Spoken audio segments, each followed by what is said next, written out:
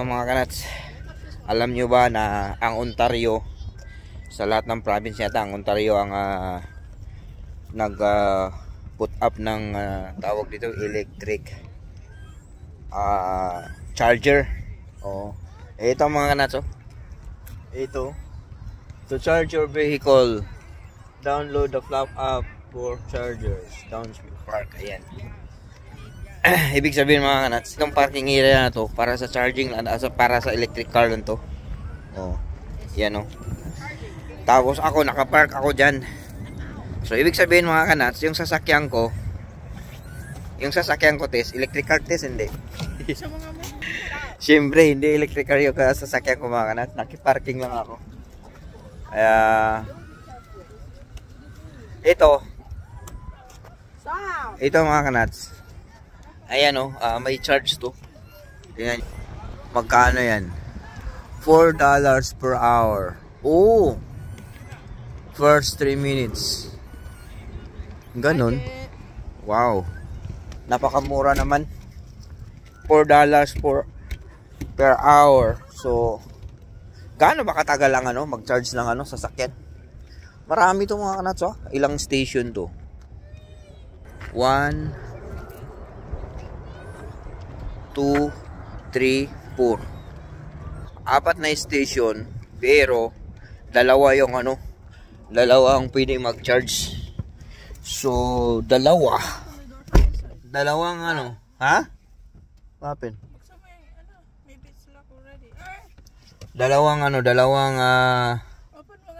ang kayang i-charge isang so ibig sabihin 8 sasakyan ang pwede mag-charge dito. So nag-develop yung Ontario mga kanats ng charging charging station. Yan, whole tawag dito, buong province yata ng Ontario meron yan mga kanats.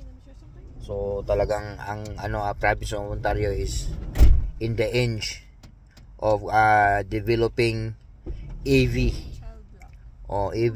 charging station. So malamang lahat ng lahat ng mga parking, public parking or mga private or gas station, meron ng sariling o madalas yan mall. Meron na ako nakita sa mall meron silang sa Walmart, meron na ako nakita rin na exclusive for electric car. So ay nako mga kanats, parang kailangan na natin mag-change ng sasakyan. EV, electric vehicle. Mahal ba?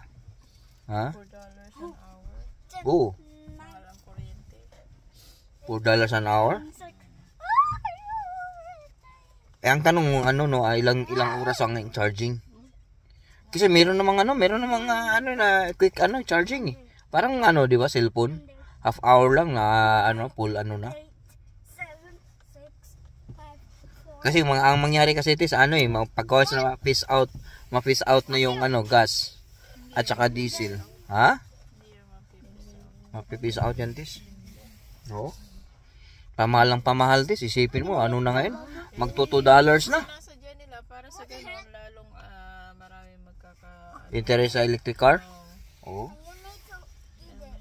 Just me. Ganun talaga. Okay, hanggang dito na lang ang vlog natin mga kanats. Salamat sa iyong panonood. At wala lang akong inano ko lang yung electric charging station. I love you all.